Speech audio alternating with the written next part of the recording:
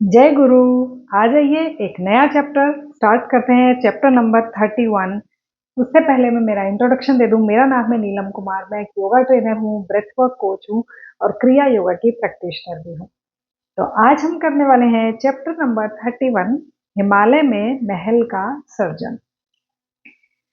लाहिड़ी महाशय की बाबा जी के साथ पहली भेंट एक रोमांचक कहानी है और वह उन कई कहानियों में से केवल एक है जिनसे उस मृत्युंजय महागुरु की विस्तृत झांकी मिलती है।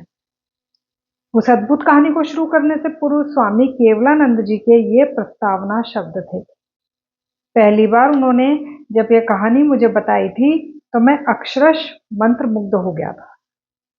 मतलब कि यह भी कहाँ गए हुए हैं, केवलानंद जी के पास गए हुए हैं और उनसे महाअवतार बाबा जी के बारे में जितना कुछ भी होता है ना कि आप किसी से मिले हैं तो अगर वो कोई महान गुरु हैं तो उनके बारे में बताइए, आप मिले थे तो आपको कैसा लगा था या कैसे थे वो।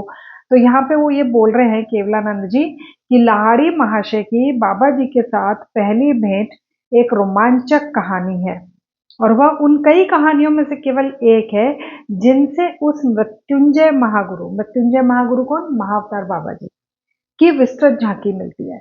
मतलब कि केवलानंद जी हैं, उनको लाहिड़ी महाशय ने बताया होगा, है ना। और लाहिड़ी महाशय जो हैं वो अपने गुरु से मिले थे, यानी कि महाअवतार बाबा जी से मिले थे। तो उसकी एक स्टोरी है, ठीक है। उस अद्भुत कहानी को शुरू करने से पूर्व स्वामी केवलानंद जी के ये प्रस्तावना शब्द थे। मतलब उन्होंने ये बोला कि ऐसा ऐसा हुआ था। पहली बार उन्होंने जब ये कहानी मुझे बताई थी तो मैं अक्षरश मंत्रमुग्ध हो गया था। लाहिड़ी महाशय ने बताया था, बाबा जी के साथ मेरी प्रथम भेंट मेरे 33वें वर्ष में हुई थी। अब यहाँ पे देखिए, कंफ्यूज मत होइएगा, योगानंद जी तो लिख रहे हैं लेकिन केवलानंद जी बता रहे हैं कि लाहिड़ी महाशय ने उनको क्या कहा था। केवलानंद जी योगानंद जी को बता रहे हैं कि मुझे लाहिड़ी महाशय ने क्या क्या बताया, ठीक है। लाहिड़ी महाशय ने बताया था, बाबा जी के साथ मेरी प्रथम भेंट मेरे 33वें वर्ष में हुई थी। 1861 यानी 1861 की शरद ऋतु में मैं दानापुर में सरकार के मिलिट्री इंजीनियरिंग विभाग में अकाउंटेंट के पद पर कार्यरत था। एक दिन सुबह ऑफिस मैनेजर ने मुझे अपने ऑफिस में बुलाया। लाहिड़ी, उन्होंने कहा, अभी अभी हमारे मुख्यालय से एक तार आया है। आपका स्थानांतरण रानीखेत कर दिया गया है, मतलब ट्रांसफर कर दिया गया है, क्योंकि जो लाहिड़ी महाशय थे वो गवर्नमेंट जॉब में थे। तो आपका ट्रांसफर रानीखेत कर दिया गया है, जहां सेना का एक कैंप स्थापित किया जा रहा है। एक नौकर को साथ लेकर मैं उस 500 मील की यात्रा पर निकल पड़ा। अब उस जमाने में इतनी लंबी यात्रा करना आसान नहीं होता था, तो इन्होंने अपने एक सर्वेंट को लिया और 500 मील की यात्रा पर ये निकल लिए। घोड़े और बग्गी से यात्रा करते हुए हम लोग 30 दिन में हिमालय में स्थित रानीखेत पहुंच गए। My God, 500 kilometre! आजकल तो यूं हो जाती है यात्रा ना, 500 किलोमीटर। लेकिन ये बोल रहे हैं हमें 30 डेज लगे 500 किलोमीटर की यात्रा में 30 दिन लगे। क्यों? क्योंकि घोड़ा और बग्गी पे बैठे यात्रा कर रहे थे। अंततः एक छोटी सी खुली जगह में मैं पहुंच गया जिसके दोनों ओर गुफाएं थी। वहीं पर बाहर को निकली एक चट्टान पर एक युवक मुस्कुराते हुए स्वागतार्थ हाथ फैलाए खड़ा था। यह देखकर मुझे आश्चर्य हुआ। ताम्र वर्ण केशों को छोड़कर वह दिखने में बिल्कुल मेरे जैसा ही था। मतलब कि उसके बाल जो थे वो तांबे के जैसे थे, लेकिन बाकी ऐसा लग रहा था जैसे वो बिल्कुल मैं ही हूं। लाहिड़ी, तुम आ गए, उस संत ने हिंदी में मुझसे कहा। यहाँ इस गुफा में आराम करो। वह मैं ही था जिसने तुम्हें पुकारा था। मैंने एक छोटी सी स्वच्छ गुफा में प्रवेश किया जिसमें कई ऊनी कंबल और कुछ कमंडल रखे हुए थे। अब देखिए, पूरा समझने की कोशिश करेंगे, ठीक है। जो लाहिड़ी जी हैं उनको ट्रांसफर का एक तार आया। वो अपने सर्वेंट को लेकर हिमालय के, मतलब कि तलहटों में जो रानी खेत है वहां वो पहुंच गए। वहां पे उन्हें ऐसा सुना कि कोई उन्हें बुला रहा है, लाहिड़ी लाहिड़ी। तो उस तरफ गए तो कोई इस तरीके से हाथ फैला के खड़ा था। तो वो हैरान हो गए कि ये कौन है, और जो हाथ फैला के खड़े थे उन्होंने बोला, तुम आ गए? मैं नहीं, मैं ही तुम्हें आवाज दे रहा था। लाहिड़ी, तुम्हें यह आसन याद है? अब ये क्या कर रहे हैं, जो इनको बुला रहे थे ना गुफा में, वो इनको गुफा के अंदर ले गए और बोले कि तुम्हें यह आसन याद है? उस योगी ने कोने में रखे कंबल की ओर हाथ दिखाया। नहीं महाराज, अपनी साहसिक यात्रा की विचित्रता पर मैं कुछ हक्का बक्का सा हो रहा था। मैंने आगे कहा, अब मुझे अंधेरा होने से पहले निकलना होगा, सुबह कार्यालय में काम है। अब ये क्या है, शायद ऑफिस ऑफिस जाने के रास्ते में है, तो ये उनको जिस भी व्यक्ति ने इनको बुलाया है उनको ये कह रहे हैं कि मुझे जल्दी निकलना होगा, क्योंकि मुझे सुबह सुबह ऑफिस में अपनी जो ज्वाइनिंग है वो अब वहाँ पे साइन करना है या मुझे पहुंचना है ऑफिस में। उस रहस्यमय संत ने अंग्रेजी में उत्तर दिया, office was brought for you and not you for the office. मतलब ये कि कार्यालय को तुम्हारे लिए लाया गया है, तुम्हें कार्यालय के लिए नहीं। मतलब कि तुम्हारे को यहाँ पे स्पेशली बुलाया गया है, ऐसा नहीं कि तुम्हें ऑफिस, तुम्हारी ऑफिस में कोई मतलब ड्यूटी है, जरूरी है वहां पे जाना। ये कह रहे हैं तुम्हें बुलाया गया है किसी वजह से। मैं अवाक रह गया कि यह वनवासी तपस्वी अंग्रेजी भी बोलता है। मैं उस तार की चर्चा कर रहा हूँ जिसके कारण तुम इस निर्जन प्रदेश में पहुंच गए हो। अब वो संत है ना, वो पूरा मतलब कि ऐसे धीरे धीरे धीरे धीरे मिस्ट्री बॉक्स होता है ना, वैसे धीरे धीरे खोल रहे हैं। वो कह रहे हैं वो तार है ना, उसी वजह से तो तुम आए हो यहाँ पे। तो कह रहे हैं कि वो तार है ना, मैं उसके बारे में बात कर रहा हूँ कि तुम्हें स्पेशली यहाँ बुलाया गया है। मैं ही तुम्हारे वरिष्ठ अधिकारी के मन को गुप्त रूप से यह सुझाव दे रहा था कि तुम्हारा स्थानांतरण रानीखेत कर दिया जाए। जब कोई मनुष्य मानव मात्र के साथ एकता अनुभव करता है, तब उसके लिए सभी मानव मन संचार केंद्र बन जाते हैं और वह उसके माध्यम से अपनी इच्छा अनुसार कार्य कर सकता है। फिर उन्होंने कहा, लाहिड़ी, निश्चय ही यह गुफा तो तुम्हें सुपरिचित प्रतीत होती होगी।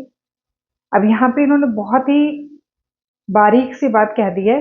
कई बार होता है ना, हमारे मन में भी अचानक से कोई थॉट आता है। वैसे ही इनके जो सीनियर अधिकारी थे, उनके मन में थॉट आया कि लाहिड़ी की ट्रांसफर रानीखेत कर दी जाए, और उन्होंने उनकी ट्रांसफर यहाँ कर दी। तो ये कह रहे हैं कि वो जो थॉट है ना तुम्हारे बॉस के दिमाग में, वो मैंने ही उत्पन्न करा था। लाहिड़ी, निश्चय ही यह गुफा तो तुम्हें सुपरिचित प्रतीत होती होगी। तब ये गद्दी तो पहचान नहीं रहे थे, अपना आसन तो पहचाने नहीं, तो उन्होंने बोला ठीक है चलो, आसन तुम नहीं पहचान रहे, लेकिन ये गुफा तो पहचानते हो। जब मैं चकित होकर चुपचाप खड़ा रहा तो उस संत ने मेरे पास आकर मेरे माथे पर धीरे से आघात करा, मतलब माथे पे हल्का सा ऐसे हाथ से थपकी दी। उनके चुंबकीय स्पर्श से मेरे मस्तिष्क में एक अद्भुत प्रवाह बह पड़ा, जिसने मेरे पूर्व जन्म की मधुर स्मृतियां जगा दी। ओ माय गॉड, ये पूर्व जन्म की बातें कर रहे थे कि तुम्हें ये गद्दी याद है, तुम्हें ये गुफा याद है। पूर्व जन्म की बातें कहाँ इंसान को याद रहती हैं। तो अब इन्होंने क्या करा, एक चुंबकीय स्पर्श करा और उससे उनको पिछले जन्म की भी बातें याद आ गई। मुझे याद हो आया, आनंद के आवेग से मेरा कंठ अवरुद्ध सा हो गया था। आप मेरे गुरु बाबा जी हैं ना, जो सदा ही मेरे रहे हैं। अतीत के दृश्य मेरे मन में स्पष्टता के साथ उभर रहे हैं। यहाँ इसी गुफा में मैंने अपने पिछले जन्म के कई साल बिताए थे। वर्णन वर्णातीत स्मृतियों से भाव विभोर होकर मैंने अश्रुपात करते हुए अपने गुरु के चरणों का आलिंगन करा। जैसे उनको सब कुछ याद आया तो वो रोने जैसे हो गए और अपने गुरु को उन्होंने प्रणाम करा। 3 दशकों से भी अधिक समय से मैं तुम्हारे लौट आने की प्रतीक्षा कर रहा हूँ।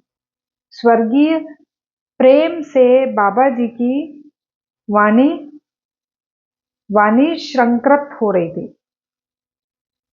अच्छा, स्वर्गीय प्रेम, स्वर्गीय तो नहीं होगा, यहाँ पे कुछ गलत शब्द है, अतीत प्रेम होगा, या बहुत प्यार से बाबा जी बोल रहे थे कि मैं तुम्हारे लौट आने की 3 दशकों से प्रतीक्षा कर रहा हूँ। तुम चले गए और मृत्योपरांत जीवन की प्रचंड लहरों में खो गए। तुम्हारे कर्मों की जादुई छड़ी ने तुम्हारा स्पर्श किया और तुम चले गए। तुम्हारी दृष्टि मुझसे हट गई, पर मेरी दृष्टि से तुम कभी ओझल नहीं हुए।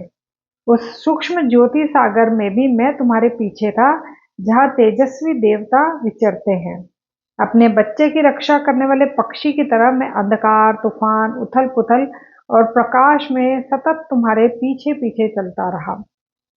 जब तुम मानव गर्भावस्था में थे और जब शिशु रूप में तुमने जन्म लिया, तब भी मेरी दृष्टि लगातार तुम पर लगी हुई थी। जब तुम धुरनी की नदी में अपने नन्हे शरीर को पद्मासन में स्थिर कर बालू से ढक लेते थे, तब भी अदृश्य रूप से मैं वहां उपस्थित रहता था। महीनों पर महीने, वर्षों पर वर्ष इसी शुभ दिन की प्रतीक्षा करता रहा कि मैं तुम पर दृष्टि रखता आया हूँ। अब तुम मेरे पास आ गए हो। यह रही तुम्हारी गुफा, और जो तुम्हें यह रही तुम्हारी गुफा जो तुम्हें कभी इतनी प्रिय थी। मैंने तुम्हारे लिए सदा इसे पवित्र रखा है। यह रहा तुम्हारा पवित्र कंबल आसन, जिस पर बैठकर तुम प्रतिदिन अपने विस्तारित होते हृदय में भगवान को भर लेते थे। यह रहा तुम्हारा कटोरा, जैसे तुम मेरे बनाए हुए अमृत का पान करते थे। देखो, इस पीतल के कटोरे को मैंने कैसे चमका कर रखा है, ताकि किसी दिन फिर से तुम उसका उपयोग कर सको। मेरे अपने पुत्र, क्या अब तुम समझ गए हो? मेरे गुरुवर, मेरे पास कहने के लिए और क्या हो सकता है? अब ये इतनी सारी बात सुन के कुछ बोलने की, मतलब कि बोलते हैं ना, कुछ बोल ही नहीं पाए कि इतने जन्मों से, इतने सालों से उनकी दृष्टि आप पे थी और वो देख रहे थे कि चलो ये अपने कर्मास पूरे करें और कब ये मेरे पास लौट कर आएंगे, कब ये इतनी हाई फ्रिक्वेंसी पे जाएंगे कि आगे की टीचिंग्स ये सीख पाएंगे। तो वो बता रहे हैं कि अब शायद तुम ये सब कुछ पहचान गए हो। मेरे गुरुवर, मेरे पास कहने के लिए और क्या हो सकता था? बस उन्होंने इतना ही बोला कि मेरे गुरुवर। गदगद स्वर में मैं धीरे से बोला, कहीं किसी ने कभी ऐसे अमर प्रेम के बारे में सुना भी है? ये कह रहे हैं कि मैं मन ही मन बोला बहुत धीरे से कि इतने प्यार, इतने अमर प्रेम के बारे में किसी ने सुना है, जिसमें गुरु शिष्य की हर एक पल नजर रखते हुए ध्यान रख रहा है। मैं अपने शाश्वत धन, जीवन एवं मरण में अपने साथ रहने वाले अपने गुरु की ओर आनंद विभोर लंबे समय तक देखता रहा। लाहिड़ी, तुम्हारी शुद्धि आवश्यक है। इस कटोरे में रखा तेल पी लो और जाकर नदी तट पर लेटे रहो। इस बात की स्मृति मन में जागते ही मेरे होठों पर एक क्षण के लिए मुस्कुराहट आ गई कि बाबा जी की व्यवहारिकता सदैव सर्वोपरि रहती थी। उनके निर्देशों का मैंने पालन करा। हिमालय की अति ठंडी रात गहरी होनी शुरू हो गई, फिर भी मेरे भीतर एक सुखद उष्णता फैल रही थी। मुझे आश्चर्य हुआ, क्या उस अज्ञात तेल में दिव्य उष्णता का कोई गुण था? मतलब वो कह रहे हैं कि बाहर तो बहुत ठंडी थी, लेकिन फिर भी मेरे अंदर में एक गर्मी थी, गर्माहट थी। तो ये कह रहे हैं कि क्या उस तेल में कुछ ऐसा जादू जैसा था? चारों ओर से बर्फीली हवाएं मुझे थपेड़े मार मार कर चीखती हुई भयंकर रूप से ललकार रही थी। पथरीले किनारे पर सीधे लेटे मेरे शरीर से गगास नदी की लहरें बार बार टकराने लगी। आसपास बाघों की गर्जना सुनाई दे रही थी, पर मेरा हृदय भय से पूर्ण मुक्त था। मुझ में उत्पन्न होती जा रही नवजात शक्ति मुझे अभेद्य सुरक्षा के प्रति आश्वस्त कर रही थी। कई घंटे बड़ी तेजी से बीत गए। गत जन्म की अस्पष्ट यादें अपने गुरु के साथ पुनर्मिलन के मेरे वर्तमान उज्जवल विचारों में घुलने मिलने लगी। एकांत में पड़े पड़े चल रही मेरी विचारधारा किसी के निकट आने की आहट से भंग हो गई। अंधेरे में एक आदमी के हाथ ने मुझे खड़ा होने में सहायता दी और कुछ सूखे वस्त्र दिए। आओ बंधु, उस आदमी ने कहा, गुरुदेव तुम्हारी प्रतीक्षा कर रहे हैं। वह जंगल में मुझे रास्ता दिखाता हुआ मेरे आगे आगे चलने लगा। जब हम अपने रास्ते के एक मोड़ पर पहुंचे, तब अचानक दूर दिखाई देने वाले एक स्थिर प्रकाश से रात में उजाला हो गया। मतलब चारों तरफ अंधेरा था, लेकिन दूर इनको एक प्रकाश दिखने लगा। वो बोले, क्या सूर्योदय हो रहा है? मैंने पूछा। पूरी रात तो अवश्य ही नहीं गुजरी है। उन्होंने बोला, रात तो अभी पूरी खत्म हुई नहीं है, तो ये क्या सामने प्रकाश किस चीज का है? सूरज उग रहा है।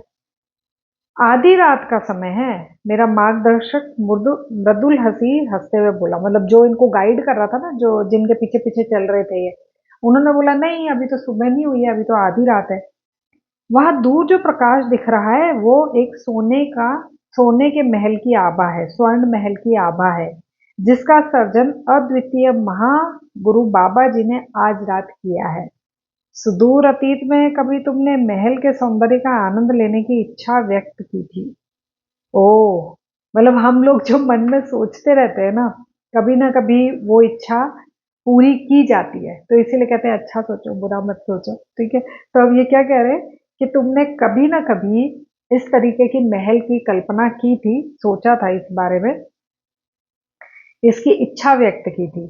हमारे गुरुदेव आज तुम्हारी वह इच्छा पूरी करके तुम्हें अपने कर्मों के अंतिम बंधन से मुक्त कर रहे हैं। फिर उसने कहा कि वह भव्य महल आज रात तुम्हारी क्रिया योग दीक्षा का साक्षी भी बनेगा। यहाँ के तुम्हारे सब भाई तुम्हारे वनवास की समाप्ति पर आनंद मनाते हुए तुम्हारा स्वागत कर रहे हैं। आओ देखो। हमारे समक्ष दैदीप्यमान स्वर्ण का एक विशाल महल खड़ा था। अगणित रत्न उसमें जड़े हुए थे। अगणित मतलब कि बहुत सारे, अनलिमिटेड। कला कौशल पूर्ण सुंदर उद्यानों के बीच खड़े उस महल का शांत जलाशयों में पड़ता प्रतिबिंब अभूतपूर्व दृश्य प्रस्तुत कर रहा था। महल की ऊंची ऊंची कमानों में अत्यंत सुंदर महीन नक्काशी में अमूल्य हीरे, माणिक, पन्ने और तरह तरह के रत्न जड़े हुए थे। उज्जवल माणिकों की लाल लाल आभा से दे दैदीप्यमान लगते द्वारों पर देवताओं जैसे दिखने वाले दिव्य कांतिमान पुरुष खड़े किए गए थे। मतलब कि बहुत सुंदर मानिक लग रहे हैं, रत्न लग रहे हैं। और जैसे वो पूल होता है, स्विमिंग पूल जैसा, वैसे जलाशय है, उसमें बिल्कुल स्थिर साफ सुथरा पानी है। साथी के पीछे पीछे मैं एक प्रशस्त दीवान खाने में पहुंचा। दीवान खाना मतलब कि आजकल जिसको आप लोग ड्राइंग रूम बोलते हैं। धूप और गुलाबों की सुगंध से वहां का वातावरण महक रहा था। मंद दीपों का रंग बिरंगा प्रकाश फैला था। वहां भक्तों की छोटी छोटी मंडलियां बैठी हुई थी, जिनमें कुछ भक्त गौरवर्ण थे और कुछ श्याम वर्ण। उनमें से कुछ धीरे स्वर में मंत्रोच्चार कर रहे थे, तो कुछ आंतरिक शांति में मग्न होकर चुपचाप ध्यानस्थ बैठे हुए थे। समस्त वातावरण आनंद से भरा हुआ था। यह सब देखकर मेरे मुंह से कुछ आश्चर्य उद्गार फूट पड़ा, जिन्हें सुनकर मेरे साथी ने सहानुभूतिपूर्ण मुस्कुराहट के साथ कहा, देख लो, अपनी आंखों को तृप्त कर लो, इस महल की कलाकृति की भव्यता का पूरा पूरा आनंद ले लो, क्योंकि केवल तुम्हारे सम्मान में ही इसे सर्जन किया गया है। मतलब होता ना, हम किसी चीज को देखते हैं, हाँ कितनी सुंदर है, मजा आ रहा है, इसे देख के अच्छा लग रहा है, तो वैसे ही ये बोल रहे होंगे। तो आसपास के और कई भक्तों ने बोला कि सिर्फ तुम्हारे लिए बनाया गया ये महल। मैंने कहा, बंधु, इस महल का सौंदर्य मानव कल्पना से परे है।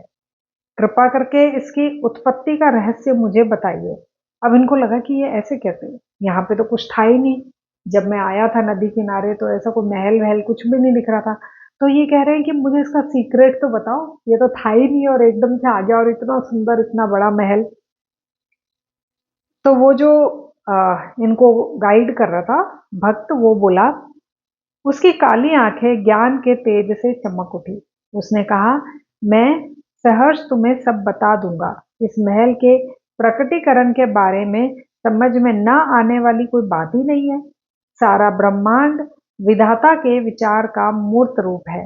अंतरिक्ष में भ्रमण करता पृथ्वी का यह भारी गोला ईश्वर का एक स्वप्न मात्र है। भगवान ने सभी कुछ मात्र अपने मन से निर्मित किया है। ठीक उसी प्रकार जैसे मनुष्य अपने स्वप्न में स्वप्न दृष्टि की रचना करता है और उस सृष्टि में सृष्ट जीवों को भी भर देता है। आया समझ में? ये बोल रहे कि कई बार होता है ना, हम भी सपने में कुछ ऐसा देखते हैं कि मैं तो बहुत तेज कार दौड़ा रही हूँ, या मैं फ्लाइट में घूम रही हूँ, या मैं बादलों के ऊपर हूँ, या मैं किसी सुंदर से महल में हूँ। एक्चुअल में तो नहीं होता ना, वो सपने में होता है, ड्रीम में होता है। तो कह रहे हैं कि जैसे हमारे ड्रीम के अंदर हम सब कुछ भी इम्पॉसिबल जो होगा वो भी बना सकते हैं, वैसे ही ये जो पृथ्वी और यहाँ पे जितने भी लोग रह रहे हैं, ये एक्चुअली भगवान का ड्रीम है। ये गॉड का ड्रीम है और उनके ड्रीम में हम सब हैं। ठीक है? थोड़ा सा समझना आसान हो जाता है। अब ऑब्वियसली बिलीव करना है नहीं करना वो आपकी मर्जी है, और बिलीव करना मुश्किल भी है, क्योंकि कहाँ हम फिजिकल वर्ल्ड में सब चीज़ें देखते हैं, टच करते हैं, छूते हैं, तब हमें पता चलता है कि हाँ ये फिजिकली है। तो बट इन्होंने ये एक्सप्लेन करा है कि जैसे तुम्हारे सपने में भी तुम्हें सब कुछ रियल लगता है, वैसे ही गॉड ने भी ये ड्रीम क्रिएट करा है, ठीक है, और उसी ड्रीम में ही ये महल भी क्रिएट हुआ है। एक बार फिर से इसको पढ़ते हैं ताकि हम इसे समझ पाए। ओके, ये चैप्टर काफी बड़ा है। उसकी काली आंखें ज्ञान के तेज से चमक उठी। उसने कहा, मैं सहर्ष तुम्हें सब कुछ बता दूंगा। इस महल के प्रकटीकरण के बारे में समझ ना आने वाली कोई बात ही नहीं है। सारा ब्रह्मांड विधाता के विचार का मूर्त रूप है। अंतरिक्ष में भ्रमण करता पृथ्वी का यह भारी गोला ईश्वर का एक स्वप्न मात्र है। भगवान ने सभी कुछ मात्र अपने मन से निर्मित किया, ठीक उसी प्रकार जैसे मनुष्य अपने स्वप्न में स्वप्न सृष्टि की रचना करता है और उस सृष्टि में सृष्ट जीवों को भी भर देता है। परमेश्वर ने पहले केवल पृथ्वी की कल्पना करी थी, फिर उसने उस कल्पना को गति प्रदान की, जिसके फलस्वरूप अणु शक्ति और फिर पदार्थ जगत अस्तित्व में आया। तत्पश्चात उसने पृथ्वी के अणुओं को एकत्रित किया और ठोस गोला बनाया। उस गोले के सारे अणु ईश्वर की इच्छा शक्ति से एकत्रित हुए। जब ईश्वर अपनी इच्छा शक्ति को वापस निकाल लेंगे, तब पृथ्वी के सारे अणु ऊर्जा में रूपांतरित हो जाएंगे। वह आणविक ऊर्जा अपने मूल स्रोत चैतन्य में वापस चली जाएगी।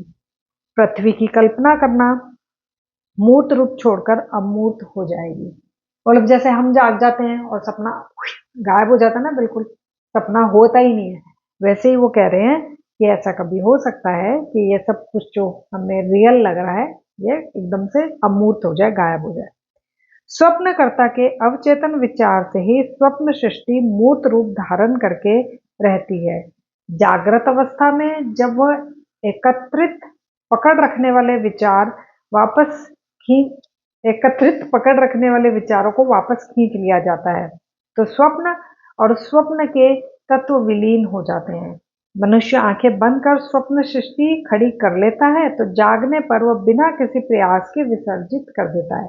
और अब जैसे ही जागता है तो उसे मेहनत नहीं करनी पड़ती कि अरे सपना आया था इसको भगाओ भगाओ भगाओ, नहीं, अपने आप ही वो सपना गायब हो जाता है।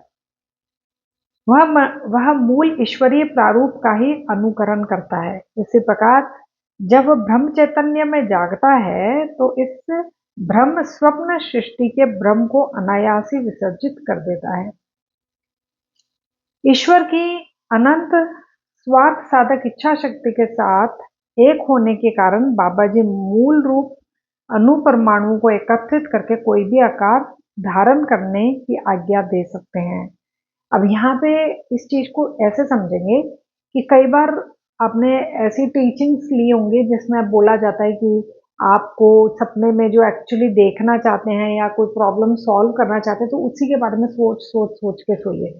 बार बार ये सोचिए कि मैं फाइनेंशियली रिच हूँ या फिर मैं हेल्दी हूँ, फिट हूँ, बार बार ऐसे ही सोच सोच के सोइए सोइए, तो उसी से रिलेटेड सपना आता है ना। तो यानी कि हमने खुद ने वो सपना क्रिएट करा, हमने खुद ने ये चाहा कि मुझे आज कुछ कुछ ऐसा सपना आना चाहिए। पूरा हम 100% नहीं कर पाते, पर कई बार होता है हम रात को कि ना सपने में काश मुझे इसका आंसर मिल जाए, तो वो जो क्वेश्चन होता है उसका आंसर जो हमें चाहिए होता है, वो क्योंकि हमने चाहा इसलिए कई बार हमें ड्रीम्स में उसका आंसर मिलता भी है। या कई बार हम सोचते हैं कि सपने में किसी अपने को मिले और हम कई बार मिलते भी हैं, तो क्या है कि वो हमने खुद ने क्रिएट करा। तो वैसे ही ये बोल रहे हैं कि महाअवतार बाबा जी ने, क्योंकि वो जानते हैं कैसे क्रिएट करा जाता है, उन्होंने अपनी मर्जी से ये महल क्रिएट करा। अणु परमाणु को एकत्रित करके कोई भी आकार धारण करने की आज्ञा दे सकते हैं महाअवतार बाबा जी। क्षण भर में मूर्त रूप दिया गया यह स्वर्ण महल उतना ही वास्तविक है जितनी वास्तविक पृथ्वी है। बाबा जी ने उसी प्रकार इस महल का सर्जन अपने मन से किया है और अपनी इच्छा शक्ति से उसके अणुओं को एकत्रित कर पकड़ कर रखा है। जिस प्रकार ईश्वर के विचार ने पृथ्वी का सर्जन किया और उसकी इच्छा शक्ति इसके अस्तित्व को बनाए हुए है। फिर उसने कहा कि जब इस महल के निर्माण का उद्देश्य पूरा हो जाएगा तब बाबा जी इसे विसर्जित कर देंगे। मैं जब मैं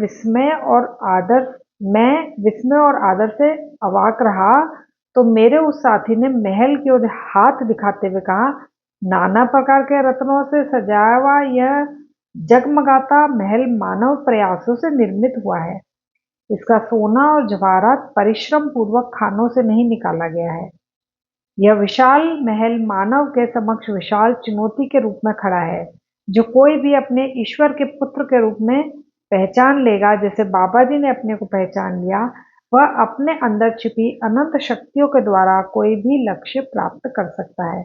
अब ये तो क्या बहुत बड़े लेवल की बात होगी, हमें हो सकता है बिलीव ना भी हो, लेकिन हमने the power of subconscious mind या ऐसे बहुत सारे लॉ ऑफ अट्रैक्शन, इन सारे लॉज के बारे में पढ़ा है कि जैसा आप सोचोगे वैसा होगा, जैसा आप चाहोगे वैसा होगा।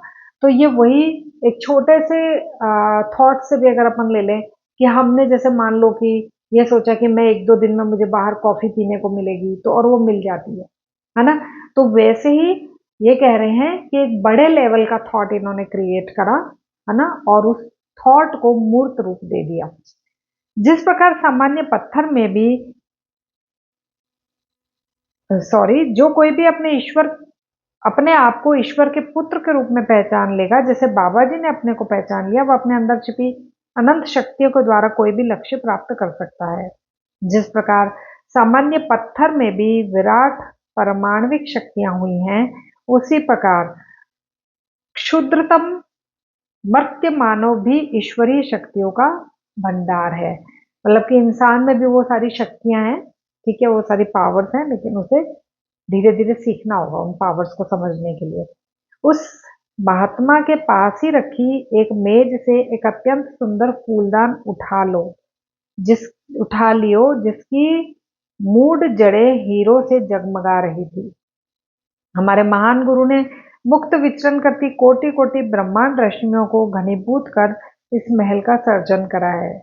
वह कहता गया, इस फूलदान को और इन हीरो को स्पर्श करके देखो, ये इंद्रिया अनुभूति की एक हर कसौटी पर खरी उतरेंगी। मतलब उन्होंने बोला कि ये जो सामने फ्लावर पॉट पड़ा है, इसको उठा लो और इसको छू कर देखो, है ना, कि ये सच है या सपना है। और सपने में भी होता है ना, सपने में वो हमें इतना रियल लगता है कि हम सपने में जब किसी को छू रहे होते हैं ना, तो हमें लगता है हाँ, सच में सब कुछ रियल में सच में छू रही हो। वही चीज ये कह रहे हैं कि तुम छू कर देखो, ये रियल है। मैं फूलदान का परीक्षण मैंने फूलदान का परीक्षण किया। उसके हीरे किसी महाराजा के विशेष संग्रह में रखने योग्य थे। चमकते हुए स्वर्ण से निर्मित मोटी मोटी दीवारों पर भी मैंने हाथ फेरा। मेरे मन में गहरी तृप्ति छा गई। साथ ही ऐसा लगा कि मेरे पूर्व जन्मों से मेरे अवचेतन में छिप कर बैठी एक इच्छा तृप्त होकर समाप्त हो गई। वह तेजस्वी पुरुष मुझे सुसज्जित कमानों और दलानों में से ले जाता हुआ अनेक कमरों में ले गया, जो किसी सम्राट के महल के कमरों के समान साज सामान से भरे हुए थे। फिर हमने एक अत्यंत विशाल हॉल में प्रवेश करा। उस हॉल के मध्य में एक स्वर्ण सिंहासन रखा हुआ था, जिसमें जड़े हुए रत्न रंग बिरंगी छटाएं फेंक रहे थे। उस सिंहासन पर पद्मासन में बैठे थे महानतम महाअवतार बाबा जी। मैंने उनके सामने चमकती फर्श पर सिर लगाकर उन्हें प्रणाम किया। लाहिड़ी, क्या स्वर्ण महल की अपनी स्वप्न आकांक्षाओं की पूर्ति में अभी तुम्हें आनंद आ रहा है? अब गुरु जी मजे ले रहे हैं ना, पूछ रहे हैं कि तुम्हें कैसा लग रहा है, अच्छा लग रहा है? मेरे गुरु की आंखें उनके ही द्वारा श्रेष्ठ रत्नों की भांति चमक रही थी। जागो, तुम्हारी सारी ऐहिक तृष्णाएं अब सदा सदा के लिए तृप्त होने वाली हैं। उन्होंने आशीर्वाद स्वरूप कुछ गूढ़ मंत्रों का धीमे स्वर में उच्चारण करा। मेरे पुत्र उठो, क्रिया योग की दीक्षा ग्रहण कर ईश्वर के राज्य में प्रवेश करो। बाबा जी ने अपना हाथ उठाया। धधकती अग्नि ज्वालाओं से युक्त एक यज्ञ कुंड तत्क्षण वहां प्रकट हुआ। हवन के चारों ओर फल फूल सजे हुए थे। इस अग्नि वेदी के समक्ष मुझे मुक्तिदायक क्रिया योगा की दीक्षा मिली। अब क्या है कि वहां पे इनको एक बीच में अग्नि जला के और दीक्षा भी दे दी गई। सुबह होते होते सारे विधि संस्कार संपन्न हो गए। परमानंद की उस अवस्था में मुझे निद्रा की कोई आवश्यकता प्रतीत नहीं हुई। दीक्षा के बाद मैं महल की अमूल्य वस्तुओं और उत्कृष्टतम कलाकृतियों से सुसज्जित कमरों में भटकता हुआ उद्यानों में पहुंच गया, मतलब कि जो बाहर बाग बगीचे हैं उनमें। वहां आसपास वही गुफाएं और पर्वत शिलाएं मुझे दिखाई दी जो मैंने कल देखी थी, परंतु कल वे किसी महल या पुष्पोद्यान के समीप तो नहीं लग रही थी। हिमालय के सुहाने सूर्य प्रकाश में वह महल अब कल्पनातीत आभा के साथ चमक रहा था। मैं महल में वापस जाकर अपने गुरु के सामने खड़ा हो गया। वे अभी सिंहासन पर विराजमान थे और उनके इर्द गिर्द अनेक शिष्य चुपचाप बैठे हुए थे। लाहिड़ी, तुम्हें भूख लगी है? बाबा जी ने फिर कहा, और अपनी आंखें बंद करो। जब मैंने पुनः आंखें खोली तो अपने उद्यानों सहित वह मंत्र मुग्ध कर देने वाला महल अदृश्य हो गया। मैं, बाबा जी और उनके सभी शिष्य अब केवल भूमि पर ठीक उसी स्थान पर बैठे हुए थे जहाँ थोड़ी देर पहले तक वह अद्भुत महल खड़ा था। यह स्थान सूर्य प्रकाश में स्पष्ट दिखती गुफाओं के प्रवेश द्वारों से दूर नहीं था। मुझे याद आया कि मेरे उस पथ प्रदर्शक ने मुझे बताया था कि महल विसर्जित कर दिया जाएगा। अब उसे याद आया कि जो मुझे गाइड कर रहे थे ना, उन्होंने बोला था कि जैसे ही इस महल का यूज होगा ना, उसके बाद में जब इसको हटा दिया जाएगा, मतलब यूज हो जाने के बाद में इसको हटा दिया जाएगा। मुझे याद आया कि मेरे उस पथ प्रदर्शक ने मुझे बताया था कि महल विसर्जित कर दिया जाएगा। उसमें पकड़कर रखे हुए सब अणु परमाणुओं को मुक्त कर उनके मूल विचार स्वरूपों में विलीन कर दिया जाएगा, जहां से वे आए थे। मैं स्तंभित हो गया था, फिर भी मैंने पूर्ण विश्वास के साथ अपने गुरु की ओर देखा। चमत्कारों से भरे इस दिन आगे क्या होने वाला है मालूम नहीं था। अब इनके लिए तो मैजिक ही था। कहाँ ये नदी किनारे गए थे और कहाँ इन्होंने पूरा महल देखा, और अब महल गायब हो गया और इनको दीक्षा भी मिल गई। महल का जिस उद्देश्य के लिए सर्जन किया गया था वह पूरा हो गया है, बाबा जी ने स्पष्ट करा। उन्होंने भूमि से एक हांडी उठाई।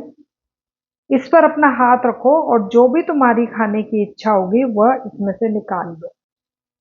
मैंने उस चौड़ी खाली हांडी का स्पर्श किया। घी में तली गरम गरम पूड़ियां, रसेदार भाजी और मिठाइयां उसमें से प्रकट हो गई। मतलब एक ही बर्तन था और उसमें से पूड़ी भी निकल रही है ना, और क्या निकल रहा है, सब्जी भी निकल रही है पानी वाली, और मिठाई भी निकल रही है। जैसे जैसे मैं खाता जा रहा था मैंने देखा कि हांडी सदा वैसी की वैसी भरी रहती थी। ऐसी एक, हाँ, अपन ने उसमें महाभारत में या रामायण में भी ऐसे एक बर्तन के बारे में सुना है कि वो बर्तन जब तक वो घर की गृहिणी, शायद वो आ, महाभारत में है ना, द्रौपदी जब तक खाना नहीं खाएगी, वो क्योंकि लास्ट में खाती थी, तो जब तक वो नहीं खाएगी तब तक वो बर्तन में भोजन रहेगा ही रहेगा। आप निकालो निकालो निकालो, मर्जी हो जितना निकाल लो। जैसे जैसे मैं खाता जा रहा था मैंने देखा कि हांडी सदा वैसी की वैसी भरी रहती थी। जब भोजन पूरा हो गया तो मैं पानी के लिए इधर उधर देखने लगा। क्या उस हांडी में से पानी नहीं आ रहा था क्या? मेरे गुरु ने मेरे सामने रखी हांडी की ओर इशारा करा। उन्होंने बोला इसी में से निकालो। सारे खाद्य पदार्थ उसमें से गायब हो गए और उनके स्थान पर अब शुद्ध निर्मल निर्मल जल उसमें दिखाई दे रहा था। कितना मजेदार है ना।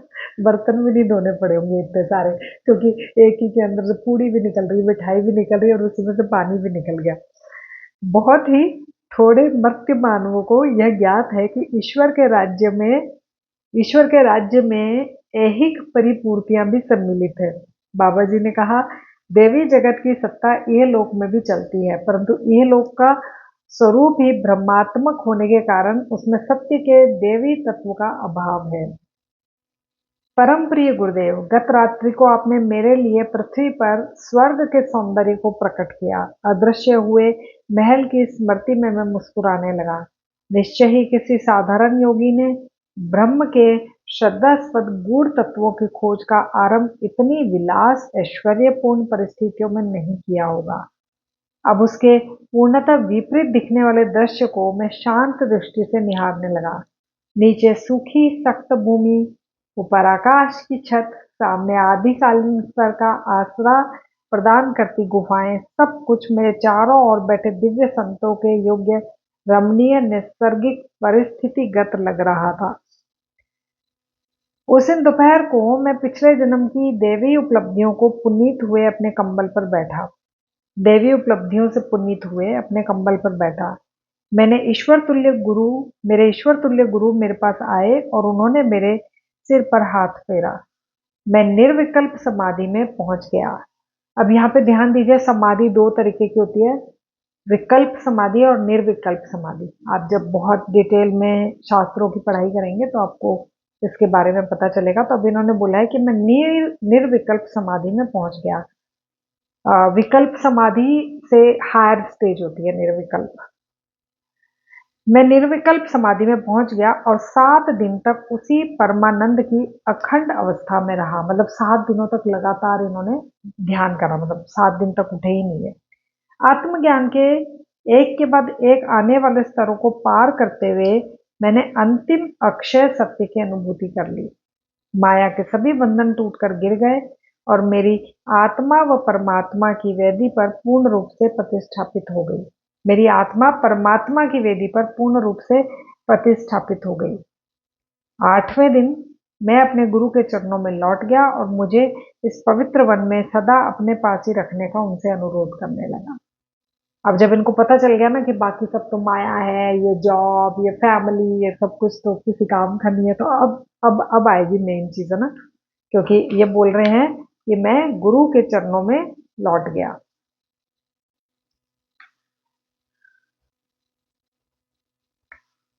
8वें दिन मैं अपने गुरु के चरणों में लौट गया और मुझे इस पवित्र वन में सदा अपने पास ही रखने का उनसे अनुरोध करने लगा।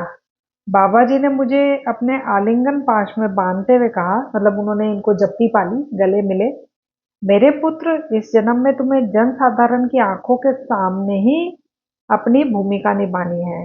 इस जन्म से अनेक जन्मों में निर्जन प्रदेशों में तपस्या कर तुम धन्य हो चुके हो। अब तुम्हें मनुष्यों के संसार में जाकर उनसे मिल जाना होगा। इस तथ्य के पीछे एक गहन उद्देश्य था कि इस जन्म में तुम विवाह कर गृहस्थ बनने और परिवार एवं पारिवारिक उत्तरदायित्वों से घिर जाने से पहले मुझसे नहीं मिले। मतलब ये बोल रहे हैं कि तुम सोचो कि तुम्हारी शादी हो गई, फैमिली है, उसके बाद तुम मुझसे मिले हो, तो इसका भी एक रीजन है। ठीक है, वो रीजन अभी आगे बता रहे हैं। हिमालय में हमारी इस गुप्त मंडली में शामिल होने का विचार तुम्हें त्यागना पड़ेगा। गुप्त मंडली मतलब कि एक ऐसी मंडली जिसके बारे में लोगों को नॉलेज नहीं होती और स्पिरिचुअल प्रैक्टिसेस करती है। आजकल भी है, ऐसे कहते हैं कि ऐसी मंडलियां हैं वहां पे। तुम्हारा आदर्श गृहस्थ योगी का उदाहरण बनकर शहरों की भीड़ भाड़ के बीच रहने के लिए है। यस, तो अब यहाँ पे लाहिड़ी महाशय वो टीचिंग हम सब के लिए खोलेंगे जो कि सिर्फ पहाड़ों में थी, जो कि गुप्त मंडलियों में थी, जो कि सिर्फ हिमालय के योगियों में थी।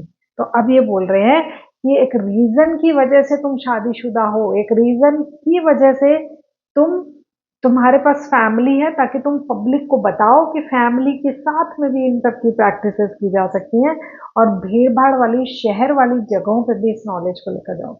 आपने सुना होगा कि ये सब ज्ञान जो है ये सब सिर्फ सिद्ध पुरुष होते थे, उन्हीं को पता होता था और आम जनता को, आम लोगों तक वो नॉलेज लेकर नहीं आते थे। लेकिन अब क्योंकि इन्होंने परमिशन दी है ना महाअवतार बाबा जी ने लाहिड़ी महाशय को कि जो भी मैंने तुम्हें सिखाया वो नीचे शहरों तक लेकर जाओ, तो इसी वजह से ये संस्थान जो है भारत में योगदा सत्संग ऑफ सोसाइटी के नाम से और अमेरिका में सेल्फ रियलाइजेशन फेलोशिप के नाम से ये संस्थान यही टीचिंग हम सबको दे रहा है। ठीक है, जो भी मैं भी सीख रही हूँ इस संस्थान से, इस सोसाइटी से, जो भी चैप्टर्स वगैरह रीड करते हैं, जो भी मॉन्क्स हमें सिखाते हैं, वो सिर्फ इसलिए क्योंकि वहां से लाहिड़ी महाशय के वहां से ओपनिंग शुरू हुई, उन्होंने सिखाना शुरू करा और धीरे धीरे ये नॉलेज हम तक पहुंच गया।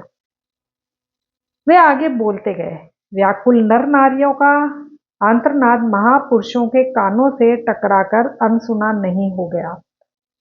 तुम्हें सच्चे जिज्ञासुओं को क्रिया योग के माध्यम से आध्यात्मिक दिलासा देने के लिए चुना गया है।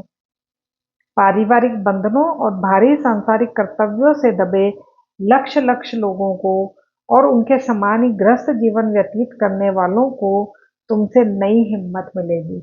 अब होता है ना कि कोई अपने मतलब कि कोई गुरु चुनता है तो वो उनको बिल्कुल ऐसे मान लेता है कि अरे ये भी, इन्होंने भी शादी नहीं करी, चलो मैं भी नहीं करता। अरे ये शादी के साथ में भी प्रैक्टिसेस कर पा रहे हैं तो चलो मैं भी शादी के साथ कर पाऊंगा। तो यहाँ पे इन्होंने बोला कि ये तुम एक एग्जाम्पल सेट हो जाओगे कि शादीशुदा जीवन के साथ में भी हम ये प्रैक्टिसेस कर सकते हैं। यह समझने में तुम्हें उनकी सहायता करनी होगी कि उच्चतम यौगिक उपलब्धियां गृहस्थों के लिए दुष्प्राप्य दुष्प्राप्य नहीं है। मतलब कि ये सारी जो यौगिक उपलब्धियां हैं, ये ऐसा नहीं है कि शादीशुदा व्यक्ति को नहीं मिलती, गृहस्थ जीवन वालों को नहीं मिलती।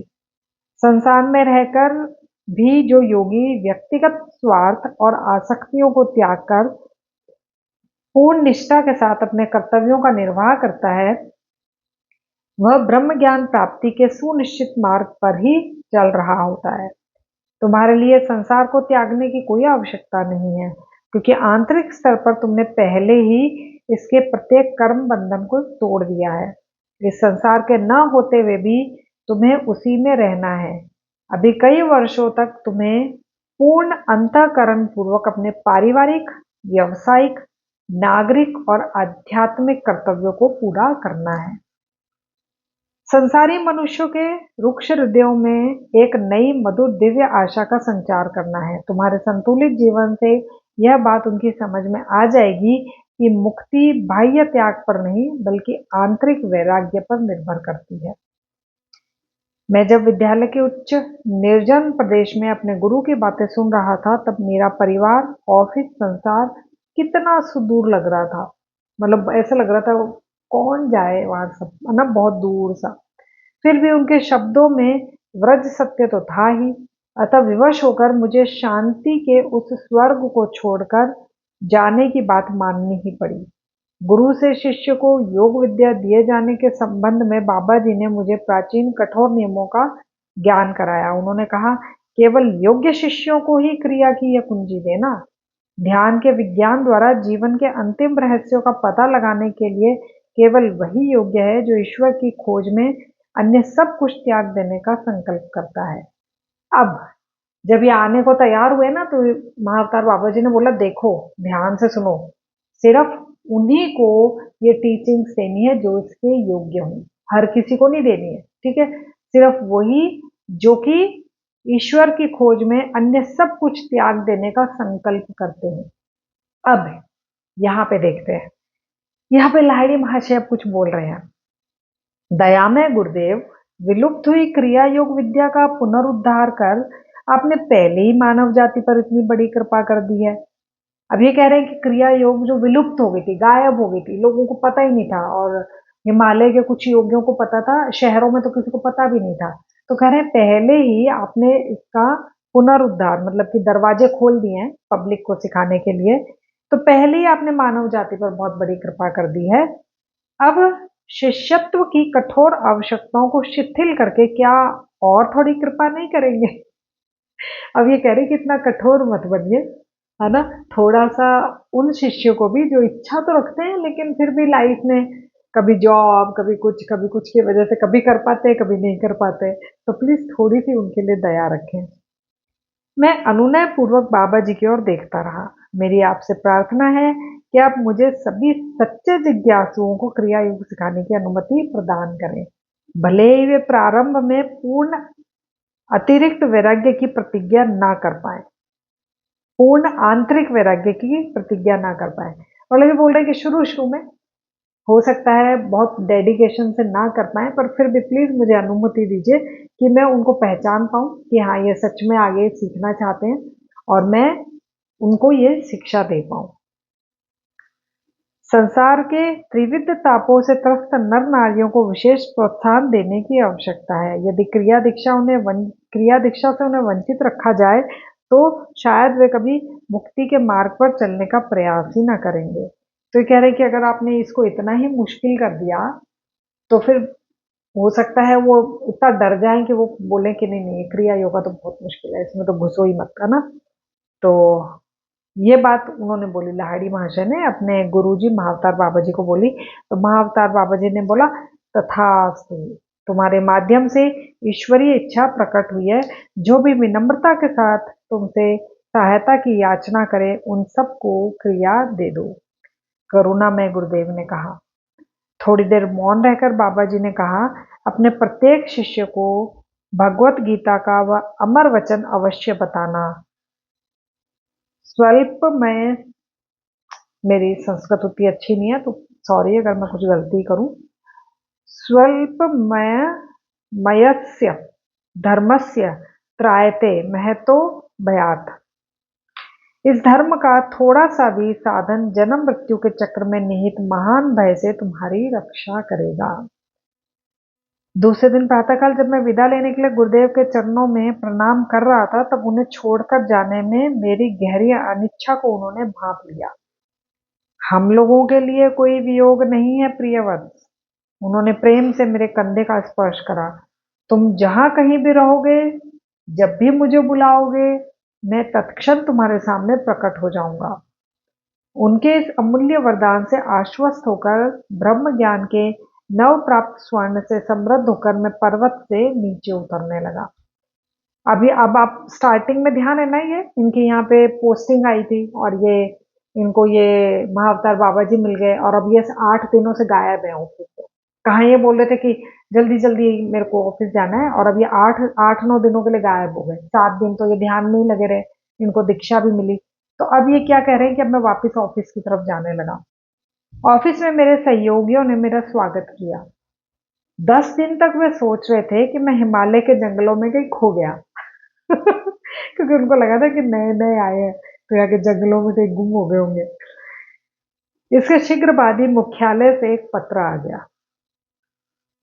उस पत्र में लिखा था, लाहिड़ी को दानापुर कार्यालय में वापस लौट आना चाहिए। उनका रानीखेत का जो ट्रांसफर है, स्थानांतरण है, वो गलती से हो गया।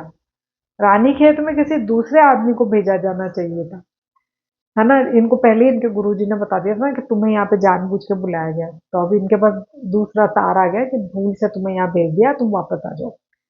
भारत के इस दूरतम स्थान में मुझे पहुंचा देने वाली घटनाओं के पीछे छिपे गुप्त प्रभावों का विचार करके मैं मुस्कुराया। तब इनको अंदर ही अंदर हंसी आ रही थी कि मेरे गुरुजी ने क्या क्या किया।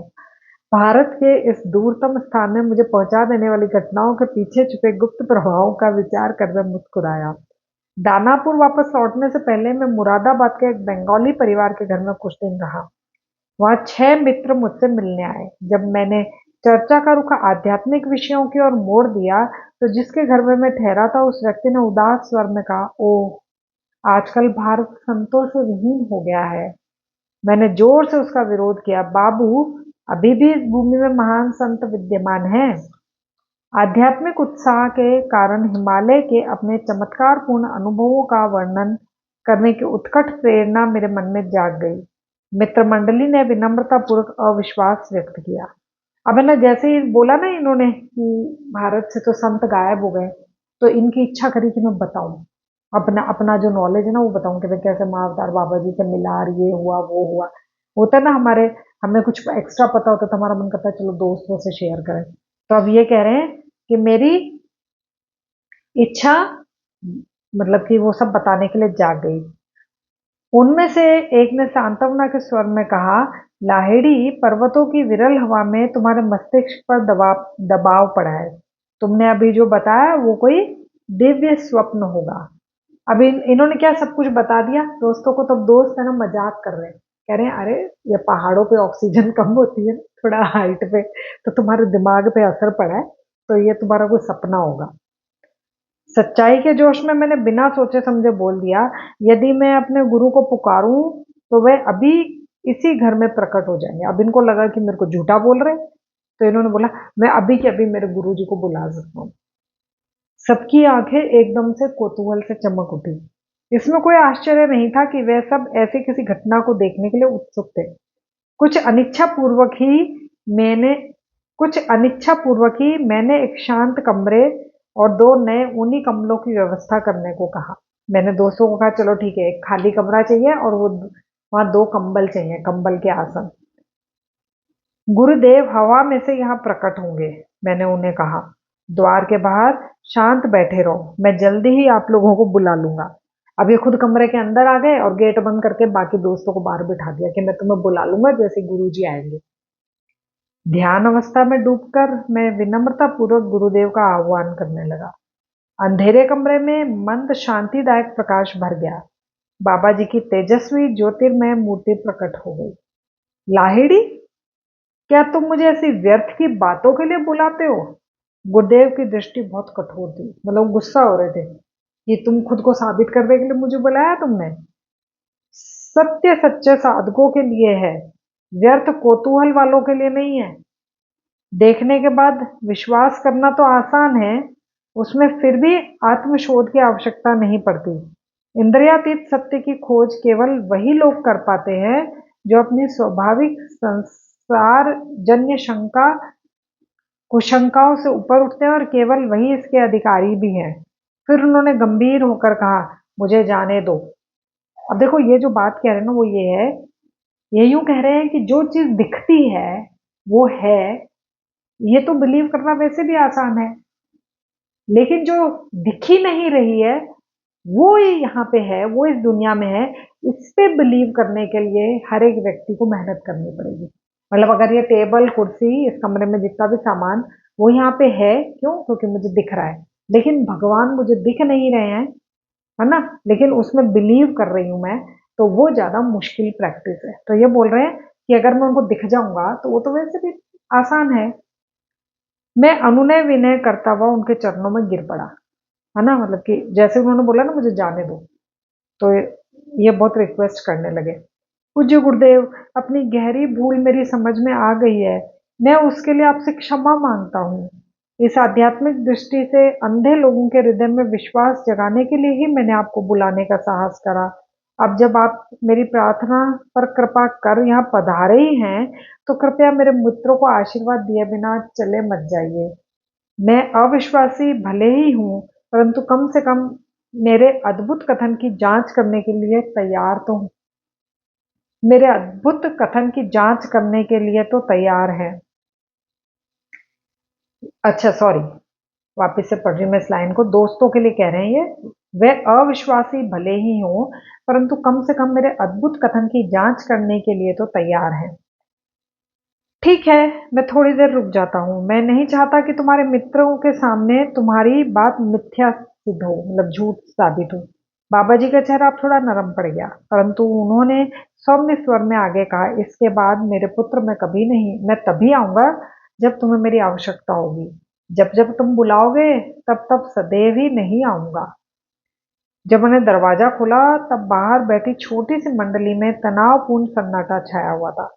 मेरे मित्र कंबल के आसन पर विराजमान ज्योतिर्मय मूर्ति की ओर ऐसे देख रहे थे मानो उन्हें अपनी आंखों पर विश्वास नहीं हो रहा था। यह सामूहिक सम्मोहन है। एक व्यक्ति उद्वत भाव से हंसा। हमें पता चले बिना कोई भी इस कमरे में नहीं जा सकता था। अब क्योंकि ये दरवाजे पे बैठे थे तो अब इन्हीं में से एक जना बोला, अरे नहीं नहीं नहीं नहीं, ये तो सामूहिक सम्मोहन है, मतलब ग्रुप को इसने हिप्नोटाइज कर दिया है, तो ऐसा हो ही नहीं सकता कि कोई अंदर आया हो। बाबा जी मुस्कुराते हुए आगे बढ़े और उनमें से प्रत्येक को आकर अपने उष्ण ठोस शरीर का स्पर्श करके देखने के लिए उन्होंने संकेत दिया। सारे संदेह मिट गए। मेरे मित्रों ने पश्चाताप मेरे मित्रों ने पश्चाताप विदग्ध श्रद्धा और आदर के साथ उनके चरणों में साष्टांग प्रणाम करा। ओके, वो हिंदी में, मतलब कि राइटिंग में बहुत सारी मिस्टेक्स है यहाँ पे। तो ये बोले मित्रों ने पश्चाताप किया और श्रद्धा और आदर के साथ उनके चरणों में साष्टांग प्रणाम किया। हलवा बनाया जाए, बाबा जी ने कहा। मैं समझ गया कि उन लोगों को अपने स्थूल शरीर की वास्तविकता का और अधिक विश्वास दिलाने के लिए बाबा जी ने यह आदेश दिया है। जब तक हलवा तैयार हो रहा था महागुरु विनम्रता के साथ बातें करते रहे। उन संशय आत्माओं का दृढ़ भक्तों के रूप में रूपांतरण देखते ही बनता था। हलवा खाने के बाद बाबा जी ने हम सबको एक एक कर आशीर्वाद दिया। अचानक प्रकाश कौंधा। हम सब ने बाबा जी के शरीर के विद्युत तत्वों को पल भर में रसायन विकर्षित होकर फैलते जाते वाष्प वाष्पमय प्रकाश में परिवर्तित होते देखा। महागुरु की ईश्वर के साथ एक रूप हुई इच्छा शक्ति ने उनके शरीर के रूप में एकत्रित पकड़ रखे आकाश तत्व के अणुओं पर अपनी पकड़ ढीली कर दी और उसी के साथ कोट्यावधि प्राण कणिकाओं के स्फुलिंग अनंत ब्रह्म सागर में लीन हो गए। कभी कभी बहुत ज्यादा शुद्ध हिंदी हो जाती है। स्वयं अपनी आंखों से आज मैंने मृत्यु पर विजय पाने वाले को देख लिया। उस मंडली में से एक व्यक्ति ने अत्यंत श्रद्धा के साथ कहा। नव जागृति के आनंद से उसका चेहरा ही बदल गया था। परम गुरु देश और काल के साथ ऐसा खिलवाड़ कर गए जैसे कोई बच्चा पानी के बुलबुलों के साथ खेलता है। मैंने ऐसे पुरुष का दर्शन कर लिया जिसके हाथ में स्वर्ग और पृथ्वी की कुंजियां हैं। लाहिड़ी महाशय ने अंत में कहा था, इसके बाद शीघ्र ही मैं दानापुर चला गया। परम तत्व में दृढ़ता के साथ स्थिर होकर मैंने पुनः गृहस्थ के बहुविध पारिवारिक एवं व्यावसायिक दायित्वों को स्वीकार कर लिया। अभी कह रहे मैं फिर से फैमिली लाइफ में रहने लगा। लाहिड़ी महाशय ने स्वामी केवलानंद जी और स्वामी श्री युक्तेश्वर जी को बाबा जी के साथ अपनी एक और भेंट की कहानी बताई थी। वह अवसर उन अनेक अवसरों में से एक था जब परम गुरु ने अपना वचन निभाया था कि मैं तभी आऊंगा जब तुम्हें मेरी आवश्यकता होगी। घटना स्थल था इलाहाबाद का एक कुंभ मेला। लाहिड़ी महाशय ने अपने शिष्यों को बताया था, ऑफिस की थोड़े दिनों की छुट्टियों में मैं वहां गया था। कुंभ मेले में सम्मिलित होने के लिए दूर दूर से आए साधु सन्यासियों के बीच में घूम रहा था। तभी मेरी दृष्टि भस्म रमाए हाथ में भिक्षा पत्र लिए एक साधु पर पड़ी। परंतु तुरंत ही मेरे मन में विचार उठा कि वह साधु पाखंडी है, जिसने वैराग्य के बाह्य चिन्ह तो धारण कर रखे हैं पर अंतर में उन चिन्हों से संबंधित जागरूकता नहीं है। इस साधु से आगे बढ़ा ही था कि मेरी विस्मित दृष्टि बाबा जी पर पड़ी। वे एक जटाधारी सन्यासी के आगे नतमस्तक थे।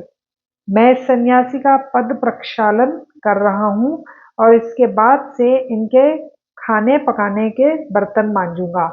बाबा जी मेरी ओर देखकर किसी नन्हे शिशु की तरह मुस्कुराए। मैं समझ गया कि वह मुझे सूचित कर रहे थे कि मैं कभी किसी की आलोचना ना करूं, बल्कि सभी देह मंदिरों में समान रूप से वास करने वाले ईश्वर को देखूं। वह देह मंदिर चाहे उच्च व्यक्ति का हो या नीच व्यक्ति का। तत्पश्चात परम गुरु ने कहा, ज्ञानी अज्ञानी साधुओं की सेवा करके मैं उस सबसे बड़े सद्गुण को सीख रहा हूं जो ईश्वर को अन्य सभी सद्गुणों से अधिक प्रिय है, और वो है विनम्रता। हो, बहुत बड़ा चैप्टर था, है ना, और बहुत इंपॉर्टेंट भी, मतलब कि जादुओं से भरा हुआ। तो इसीलिए हमें काफी समय लगा इसको पढ़ने में। आई होप आपको समझ में आया होगा। तो आज के लिए बस इतना ही। नेक्स्ट वीडियो अगले संडे को। जय गुरु।